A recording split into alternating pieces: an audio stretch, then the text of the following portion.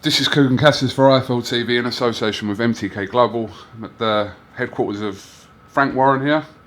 How are you, Frank? I'm fine. Yourself? Yeah, all good. Good. Good weekend? I had a nice weekend. Yeah, I got an award from the London Ex-Boxers Association yesterday for 40 years in boxing, so I was quite pleased to get that. Yeah. Yeah. I was there. They put a nice lunch on, and yeah, it's good to be there. You must have racked up some awards and trophies over time. Where did they go? Over there. Oh, actually, I can see them. And in the other room. I can see them. Only a few, yeah. Yeah, but it's nice. It's nice to, nice for them to do that, and I appreciate it. Right, let's obviously start with the weekend's action from Manchester. George Groves, unanimous decision over Chris Eubank Jr. Yeah. And a lot of talking points from the fight. What did you make of the fight in general, Frank? I think it's funny that my column in the Star, I think it just panned out as I said in the Star, that George would be too big, jab too hard for him. The other guy's not a big puncher. He's got a good work rate and he's easy to hit, and that's how the fight was, wasn't it? He's not hard to hit. Chris Eubank Jr. And the big thing for me was, it's a shame with Chris. I don't even know if he can turn his career around, because he's got into some seriously bad habits. And one thing that is the most ridiculous scenario is the fact that he trains himself. How can that work? You might get yourself fit and look well, but who's coaching him? A trainer's not just there to get you in the condition. He's there to coach you, improve on what you do well, and more importantly, improve on what you do bad. And that's the problem with Chris Eubanks. He hasn't worked on his bad faults, and his bad faults is that he's easy to hit. It's just been a hype. It's just been a hype all the way through. The two times he stepped up to the plate, he fought with Billy Joe Saunders, who was 70% fit, and got beat by him. And the same thing happened with George Groves. And it was the same pattern in both those fights. The first 6 rounds, he lost the first 6 rounds to both Bill and to George. And there it went. And I think that, and when you look at with George, George has done well for himself, coming off of those losses that he had in his career. A couple of bad knockouts, he's done well, or stoppages. He's done well to get himself where he wants to be now. But more importantly for me, that fight, it's opened another avenue. I mean, I don't know how his shoulder is, and I hope his shoulder's going to be okay. I know he's going to fight against Callum Smith in the final of this tournament thing that they're doing. But if he can't, Bill would go up to super middleweight in boxing. And we can make that fight. We can make that fight and do that fight. We have no problem with that. Bill would want that fight, and I would want it for Bill. So there's a good fight to be made there. As for Chris Eubanks, I don't know where he goes. I mean, he didn't want to fight Tommy Langford. I don't know if Tom wants to fight him after the win after the weekend. I'm not sure whether that's a step backwards for Tom. Might think it's a step backwards for him. I don't know. Or Ronnie Heffron, he might want to fight. I don't know. There's fights there, but he's got a long way to come back, Chris Eubanks. And I see the other son made a debut on the card. Sebastian Eubank. Yeah. Well, he wants to learn from that fight. That's his debut. He needs to really sit down and think. And if I was in his position, your dad's your dad, and obviously they love their dad, and that's how it should be. But your dad's your dad. But your dad shouldn't be your manager, and more importantly, look at what's gone on there and learn from that, because if you follow that road, you'll go the same way as well. He'll go the same way as well. You cannot train yourself. I don't know how anybody gets in the corner with him. I wouldn't. If that was me, I wouldn't get in the corner with him, because how can that be right? He's telling you what you've got to do. How can that be right? It's madness. But anyway, it is what it is, and they move on and see where they go. But George, if you're looking, mate, if you want that fight with Bill, we can do that, and there's a truckload of money for everybody to be made there. You guys will make some seriously good money, both you and Bill. All right, we'll come back onto that, Frank. There was obviously a lot of comments after the fight relating to what you were talking about, the trainer situation, pinpointing that as one of the issues with Eubank Jr. Another is a lot of people putting a lot of the blame on the way his career's gone to his father and the way his relationship has been with him from a professional standpoint. What do you make of that, Frank? Well, I think, all those things, let's get it right. We've been talking about that for about 2 or 3 years, haven't we? And the trainer thing, people are saying that after the event, before the fight, a lot of people were tipping him to win. and they felt that he was going to beat George Groves. And I think there was one journalist actually thought he even won the fight. I don't know what he was on, but or what he was breathing in, unless it was one of those, someone at ringside again smoking something, and he must have inhaled the fumes, because I don't see where it's impossible for anyone to think that he'd won the fight. But you knew that going into the fight. You didn't be a genius. No, it's nothing about being a genius, and you can have an opinion in boxing. Everybody's got an opinion, but somebody training them, a fighter training himself, cannot work under any circumstance. They might be able to do it in the latter years of their career because they've gone through the motions. They know what their body's capable of when they're in their sort of late 20s, maybe 30s. But when you're a guy who's been doing it all this time, you're not improving. It's impossible to improve. So what do? You go and spar with somebody. You come back from the sparring after you've had your spar, and that's it. You're not going to sit down and discuss it. You're just doing wrong, or in between rounds. Hang on a minute. You've got to do this. There's no one there to tell him that. So the whole thing is a disaster waiting to happen. As for his father's clueless. His father thinks he's a genius, but he's clueless, and has worked out. It's all been about. I hope that he's got a lot of money, the kid. I hope that Chris Eubank Jr. I hope he's got all that money in his bank account. I hope he's made money, because he ain't going to see no big paydays like that again for a long while, unless he gets himself back in the game. And I don't see how he gets himself back in the game on the way he's operating. They need to sit down and have a serious think about it. And the first thing he needs to do is dump his dad.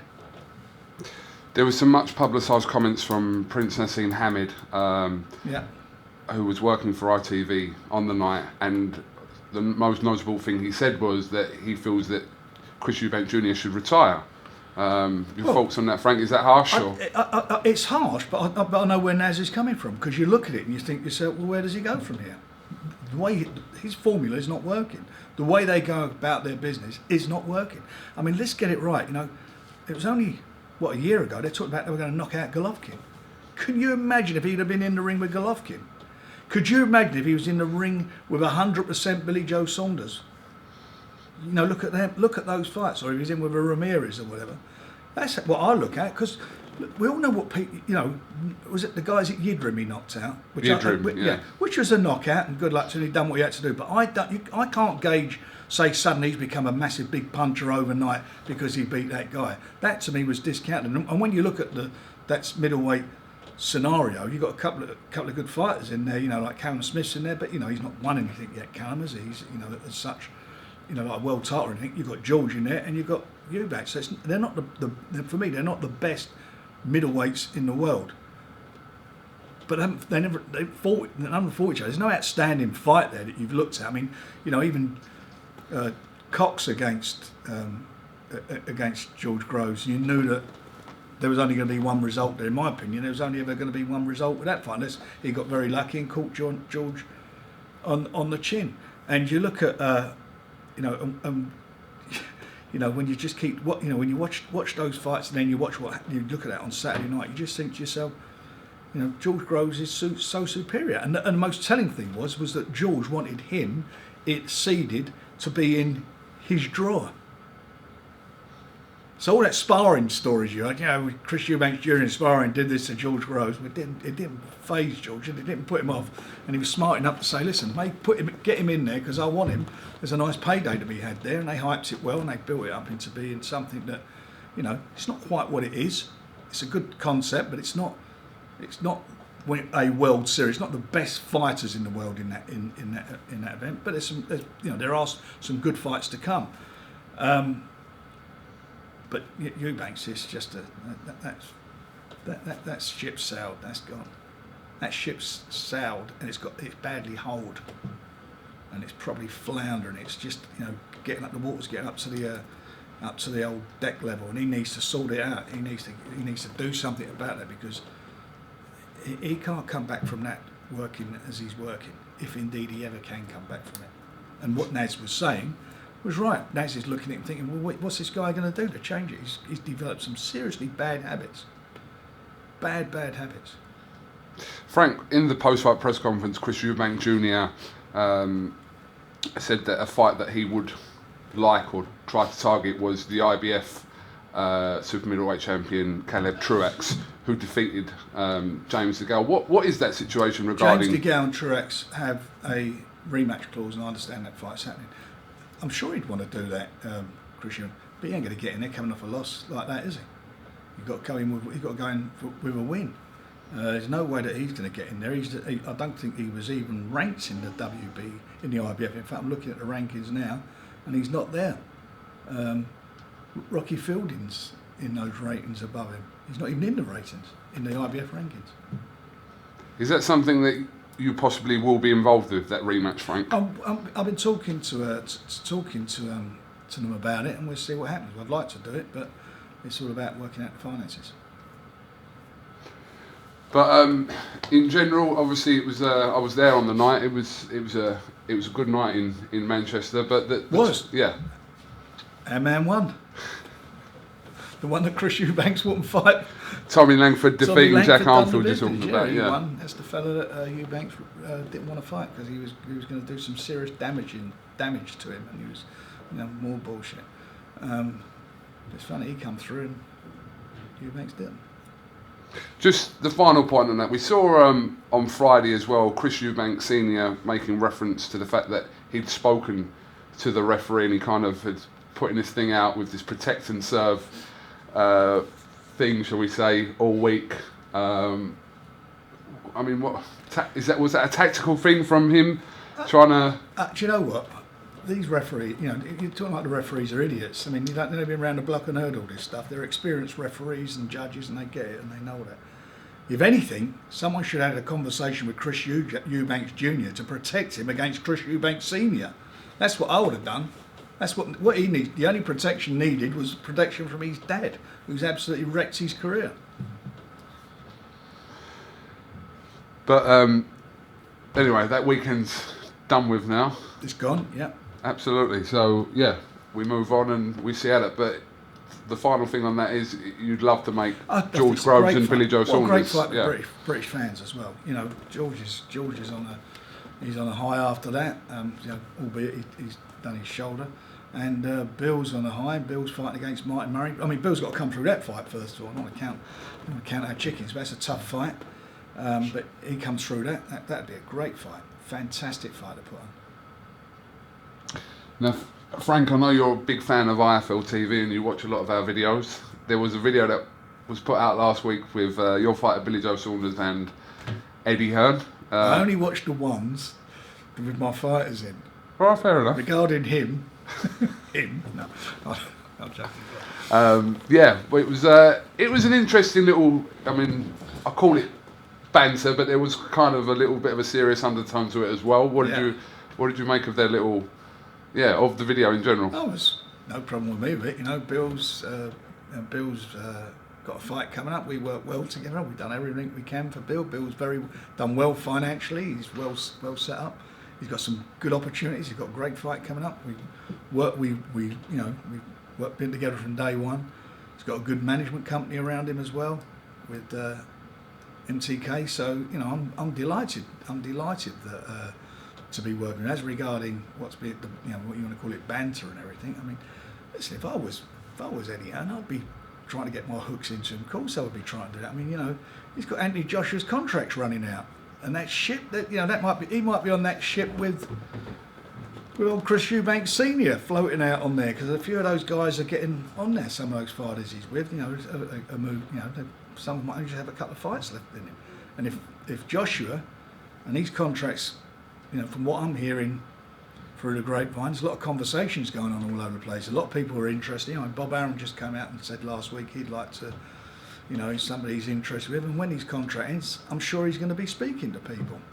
Listen, he may stay at Matchroom if they make him an offer he can't refuse. But he may go somewhere else. He might do his own thing. But the fact of life is that contract's run out. So at the moment, as they say in the trade, it's a bit of squeaky bum time, isn't it? So he's sitting there thinking, who can I get next? Well, if that is the case, but why wouldn't anyone be interested in? Well, what was exactly right. The top talent in the UK. Great, and that's exactly right. Not saying he's interested in it. I'm saying that. Of course, he's interested. Why would he be? You can say anyone's interested. Bill's a good fighter, and he's finally people have understood that and accepted it, and accepted the fact that now he's taking the business seriously. That he's out there doing and showing what he's capable of. But as I say, it's a fight at a time. Next fight is against Martin Murray. 14th of April. We get that out of the way at the O2. If he comes through that fight well, then we don't be on to another big fight. But he's got some big fights lined up for him, Bill, and we'll continue to deliver for him. But is it about kind of waiting to see what happens May the 5th to see what happens after that with Billy Joe? We're funking for Golovkin to win because we feel we've got a chance of making that fight. Whereas I think the Canelo fight, I think, as we said in our last interview, I think we scared him off. Or Bill scared him off, I should say, not me. Your call this week. Yeah. Saturday night. Obviously, Daniel Dubois, Anthony Yard, Zelfa Barrett, all in action amongst others. So should be a good night at it's great. This We've got week. all our youngsters out there. As I say, we know it's the only venue we could find, and it's available to be booked in London. So that's where we are. But the guys are in there, and they've got some fights that I hope they get some experience out of, and move them on to the next level, and then make the rest of the year a big year for them all. These guys need to be at the end of the year in some seriously good positions where they're there or thereabouts, challenging for big titles. Frank, we saw Tyson Fury up in Manchester, looking like the weight's shedding off him. Yeah, he's training hard. He said he was 18 stone 10, so that's quite a bit of weight than he's lost off where he was starting off a couple of months ago. It is. He had a lot of weight to lose, and he's lost it, and that's fantastic. And he's obviously got the bit between his teeth in training. And let's hope this week is a week where he can announce what he's doing in the future. But what was good was all the fans and the reaction he got from the fans and response. They all loved him, didn't they? I'm really delighted for him. I mean, you would have seen the clip of him obviously walking through Manchester, like a scene out of Rocky. It was. But you know what? It's a funny thing. It's a bit like when Ali got over the draft and so forth. Ali was hated in America, Muhammad Ali, in the early days, and I'm not comparing him. I'm not saying he's a Muhammad Ali at this stage. Don't get me wrong there. But when Ali came back, he was really everybody was all over him.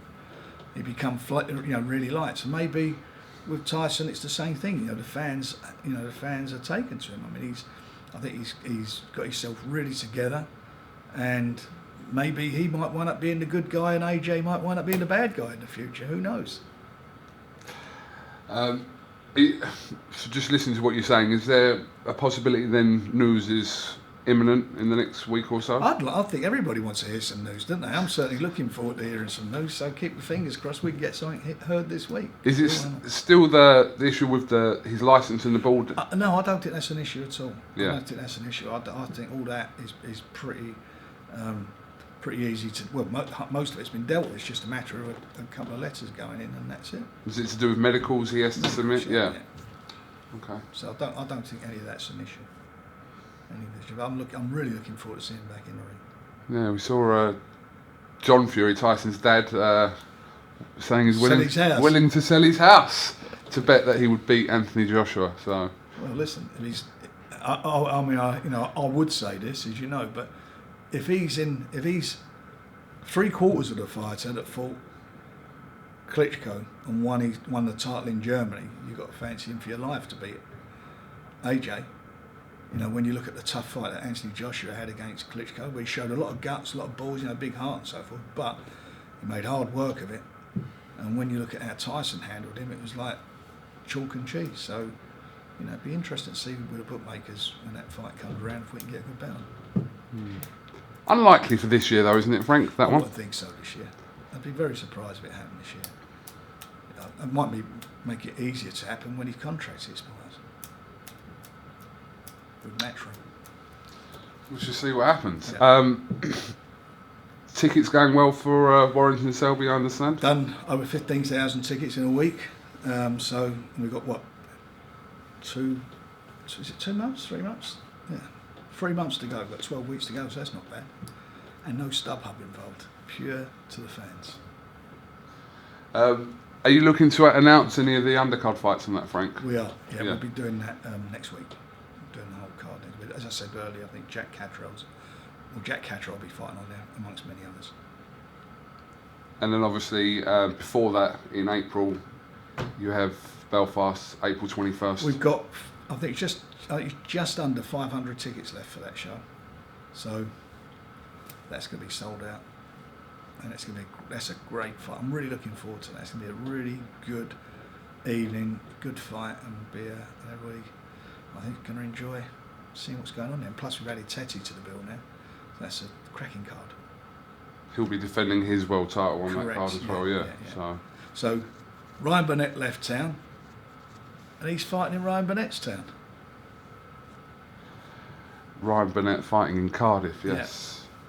Last time I spoke to you, Frank, you was sort of said that there will be some more shows being announced as we creep, like sort of in May as well, June, July, etc. Are we any closer to? We are. Yeah. Yeah, we are, and I hope again this week or early next week you and I can sit down again and go through them. Frank, is there anything else you'd like to add before we finish this morning? For the fans, at long last, they've done something about the likes of this secondary ticket market, the StubHub situation.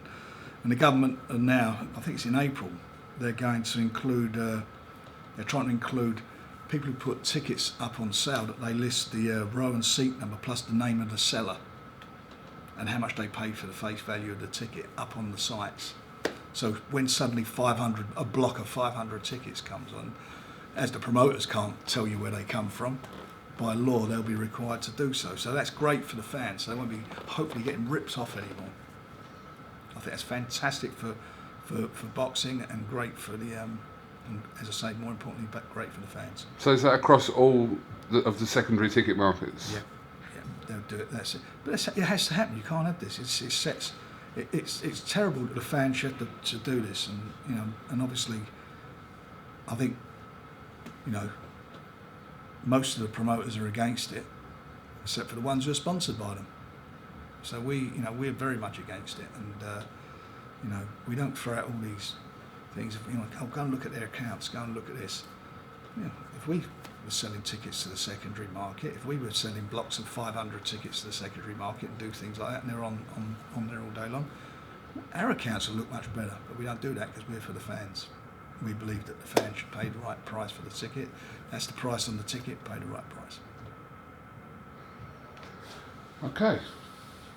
Anything else you'd like to add, Frank? No, I think that's it, mate. I think that's it. It's a start of our boxing year on Friday. I'm looking forward to that. Hopefully no upsets, and we move on and into our bigger shows and some of the other things that we're working on, which I hope everybody who watches boxing or buys tickets at the right price for boxing will enjoy.